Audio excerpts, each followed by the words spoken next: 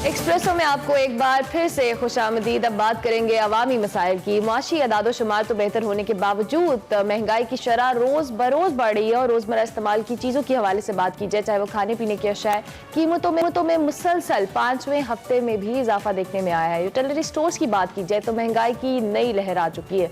खुर्दनी तेल हो, घी हो, दूध हो, शैम्पू हो, कई अशा की कीमतें बढ़ा दी गई हैं। बिल्कुल, और कुकिंग ऑयल का आपने जिक्र किया तो 45 रुपए तकरीबन, आपको तो वैसे अंदाजा होगा। हाँ, थोड़ा बहुत। और जबकि घी की फी किलो कीमत में तकरीबन 26 रुपए तक इजाफा कर दिया गया है। एक हफ्ते के दौरान चीनी की कीमत में भी 5 रुपए फी किलो इजाफा देखने में आया है। बिजली की कीमतें मुसलसल बढ़ रही हैं। हमारी रिक्वायरमेंट को लेकर आगे गर्मियाँ आ रही हैं तो मजीद चैलेंजिंग हो जाएगा। फिर LPG की कीमतों में भी इजाफा, ये कहा जा रहा है कि रिकॉर्ड सतह पे पहुंच गया है।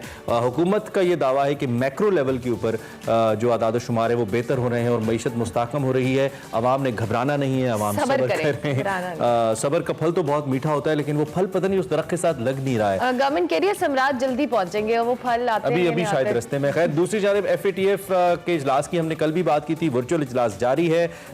मुख्तलिफ जराए से आज कुछ अखबारों ने ये खबर छापी है कि शायद पाकिस्तान अभी इसकी ग्रे लिस्ट से ना निकल पाए। टेरर फाइनेंसिंग, मनी लॉन्ड्रिंग से मुतालिक जो मुख्तलिफ पाकिस्तान के इकदाम हैं उनका जायजा लिया जा रहा है और इनसे मुतमईन होने की सूरत में पाकिस्तान को ग्रे लिस्ट से निकालने का ऐलान किया जाएगा। लेकिन खबरें ये आ रही कि शायद ये ना हो पाए। हमारे साथ माहिर मईशत डॉक्टर आबिद क़य्यूम सुलहरी साहब मौजूद हैं। आप इनको जानते हैं, डजन इंट्रोडक्शन मारूफ नाम है पाकिस्तान की मईशत का। उनसे ज़रा पूछ लेते हैं कि डॉक्टर साहब हमें क्या असिस्ट करेंगे इस सारी सूरत हाल को लेकर। डॉक्टर साहब बहुत शुक्रिया, सुबह खैर, आपने हमें ज्वाइन किया। ये बात हमेशा ही करते हैं और अब तो ऐसा लगता है कि रूटीन का हिस्सा ही है, लेकिन अब मैं चाहता हूं कि हम थोड़ा कंस्ट्रक्टिव एंड पे देख लें। और सबसे पहले हम FATF की बात कर लें। पाकिस्तान ने बड़ा अच्छा काम किया, तकरीबन 28 में से 27 में से 21 नुकात पे हमने पहले सेटिस्फाई किया। फिर अभी रिसेंटली भी हमने अपनी सबमिशंस की हैं जिनको बड़ा वेलकमिंग कहा जा रहा है। तो किस हद तक हम कामयाब हो पाए हैं और आपको लगता है कि नियर फ्यूचर में हम या मे बी इसी इजलास के अंदर हम क्लियर कर पाएंगे स्टेटस को, रे को? देखिए, जहाँ तक एक्शंस का ताल्लुक है तो एक्शन से तो मैं काफ़ी हद तक मुतमईन हूँ। हुकूमत पाकिस्तान ने पिछले 2 सालों में अपने फाइनेंशियल लॉस को, प्रोसीजर्स को बहुत ज़्यादा ओवरऑल किया है। उसमें अगर कोई एम्बिग्विटी थी भी तो उसको दूर किया है ताकि किसी किस्म की मनी लॉन्ड्रिंग या टेररिज्म फाइनेंसिंग जो है वो ना हो सके। तो अगर तो मेरिट पे इस वक्त फैसला किया जाता है, आज पाकिस्तान के उन एक्शंस को रिव्यू किया जा रहा होगा। अगर तो मेरिट पे फैसला होता है तो फिर तो हम ग्रेजुएट कर जाएंगे। लेकिन FATF जो है बदकिस्मती से बाकी बहुत से जो मल्टीलैटरल अदारे हैं उनकी तरह से ये टेक्निकल बॉडी नहीं रहा। जैसे IMF जो है वो प्योरली टेक्निकल बॉडी नहीं है, उसमें भी सियासत चलती है, इंटरनेशनल पॉलिटिक्स इन्वॉल्व होती है। यहाँ भी इंटरनेशनल पॉलिटिक्स और डिप्लोमेसी का अमल दखल है। तो मामला ये है कि हमें ब्लैक लिस्ट में जाने से बचने के लिए 3 वोट चाहिए थे। तो वो 3 वोट पहले दिन से तुर्की, मलेशिया और चाइना की शक्ल में हमारे साथ मौजूद थे। अब 39 मेंबर की इस बॉडी में हमें मजीद 9 वोट चाहिए कि हम ग्रे लिस्ट से व्हाइट लिस्ट में आ सके। तो जब हम अपने सारे एक्शन प्रेजेंट कर देंगे तो 12 ममालिक की हमें हमायत चाहिए जो कि एंडोर्स करें कि जी पाकिस्तान ने वाकईतन बड़ा अच्छा काम किया और पाकिस्तान जो है वो ग्रे लिस्ट से व्हाइट लिस्ट में जा सकता है। तो वो एक प्योरली आपका अब डिप्लोमेटिक लॉबी जो है वो वहाँ पे इन्वॉल्व होती है कि कितना हमारे खारजा जो ताल्लुकात हैं वो कितने बेहतर हैं, कौन कौन से ममालिक को हम मोबिलाइज कर पाएंगे या कर सकते हैं या कर चुके हैं। 2 जो स्पैनर मैं देख रहा हूँ इस वक्त वो थोड़े से अनसर्टेनिटी का जो शिकार यहाँ पे नज़र आ रहे हैं वो फ्रांस है और अमेरिका है। फ्रांस हुकूमत जो है जो पाकिस्तानी हुकूमत का एक और अवाम का एक बहुत बजा रद्द अमल था गुस्ताखाना खाकों पे, तो उसकी वजह से डिस्टर्ब दिखाई देती है। स्पेशली जो पिछले दिनों तहरीक लब्बैक पाकिस्तान और हुकूमत पाकिस्तान के दरमियान एक मादा हुआ फ्रांसीसी स्पीच को यहाँ से बाहर निकालने का, तो उस पर फ्रांसीसी हुकूमत जो है वो खासी डिस्टर्ब है और वो शायद इस इशू को एक्सप्लॉइट कर सकते हैं कि TLP की फंडिंग कहाँ से आ रही है और ये जो है एक्सट्रीमिस्ट ऑर्गेनाइजेशन है।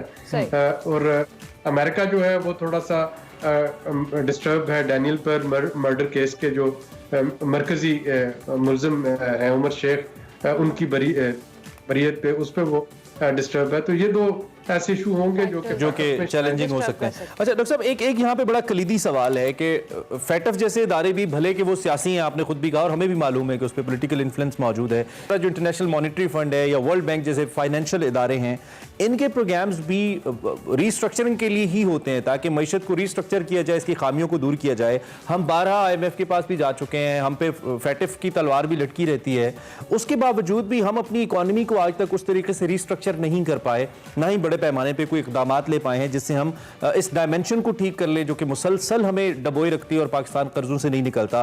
कल भी मैं एक रिपोर्ट पढ़ रहा था जिसमें कहा गया कि हमारे जो यूरोपीय यूनियन के तकरीबन 45 ममालिक हैं, सबसे कम अब 0.few% हमारी एक्सपोर्ट्स वहां पे हैं और बहुत ज्यादा पोटेंशियल मौजूद है, लेकिन हम उसको टैप नहीं कर रहे। तो इस सूरत हाल को एड्रेस करने के लिए क्या करें डॉक्टर साहब ताकि हमारी डायरेक्शन ठीक हो और इसके रिजल्ट्स आए?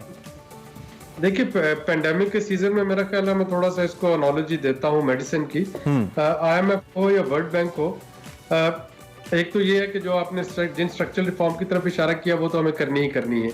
हम भले IMF प्रोग्राम में हो या ना हो, भले फैटअप की तलवार लटक रही हो या ना लटक रही हो, ये तो हमारे अपने लिए बहुत बेहतर था। ये तो एक्सरसाइज की तरह है कि जैसे हम कहते हैं जी सुबह की सैर करें और एक्सरसाइज करें।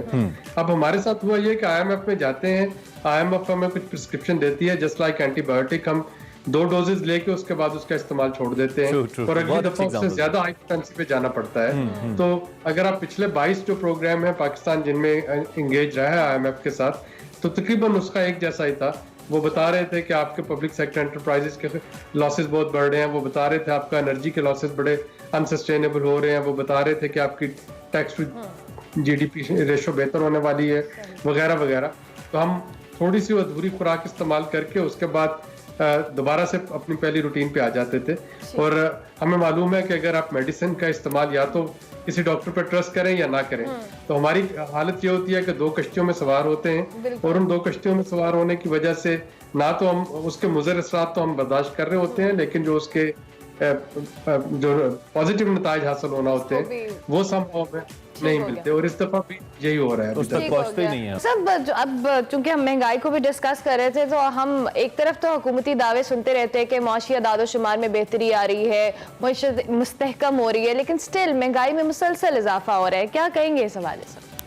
देखिए मैक्रो इकोनॉमिक इंडिकेटर्स में कोई शक नहीं कि वो बेहतर हो रहे हैं। अगर आप पिछले साल की निस्बत इस साल की रेमिटेंसेस को देखें, इंपोर्ट्स और ये रेमिटेंसेस फाटिफ पे जो मामला था उन पे अमल करने की वजह से बेहतर हो रही है कि हुंडी और हवाला जो है उसको डिस्करेज किया जा रहा है। आप अपनी एक्सपोर्ट्स को देखें, उसमें थोड़ी सी नॉमिनल सी बेहतरी आई है। इंपोर्ट्स जो हैं, क्योंकि चीनी और गंदम ये इंपोर्ट हो रही हैं, फर्टिलाइजर इंपोर्ट हो रही हैं, उसमें थोड़ी इजाफा हुआ, लेकिन फिर भी करंट अकाउंट सरप्लस है। अब करंट अकाउंट सरप्लस का मतलब ये है कि हुकूमत के पास ये कुशन मौजूद है कि खुदा न खास्ता अगर फर्दर कोई इंपोर्ट करना पड़ती है, खा वो वीट है या वो वैक्सीन है या कोई और चीज़ है, तो हुकूमत के पास इस वक्त डॉलर पड़े हैं। तो ये डॉलर्स का पड़े होना जो होता है ये एक हेल्दी इकोनॉमी का साइन होता है। अब इसको आप ट्रांसफर कैसे करते हैं निचले लेवल तक, तो वो जब आपके पास कुशन आ जाता है मैक्रो सतह पे, तो फिर आप उसको माइक्रो लेवल पे ट्रांसफर कर सकते हैं। इस वक्त जब IMF का प्रोग्राम दोबारा रिवाइव हो गया है तो महंगाई जो है वो तो बढ़ेगी। अब ये एक ट्रैक है। दूसरा ट्रैक जो है वो ये होगा कि हुकूमत को अब टारगेटेड सब्सिडी की तरफ जाना पड़ेगा। ठीक है, ये मेरा बिल्कुल एंड पे वी हैव ऑलमोस्ट 20 सेकंड्स, जवाब दे दीजिएगा। गर्मियां आ रही हैं, बिजली का इस्तेमाल बढ़ जाना है, बिजली महंगी भी है और कम भी हो जाती है, हमारी ट्रांसमिशन सिस्टम्स ही लाइन्स ही काम नहीं करती, ट्रिप कर जाता है कभी कभी पूरा मुल्क। तो हुकूमत इस चैलेंज को निमट पाएगी, ले पाएगी अपने ऊपर? हुकूमत टारगेटेड सब्सिडी की कोशिश कर रही होगी और वो यकीनन कोशिश करेगी कि जो लाइफलाइन कंज्यूमर्स हैं उन तक ये बिजली का महंगा होना जो है वो अफेक्ट ना करे।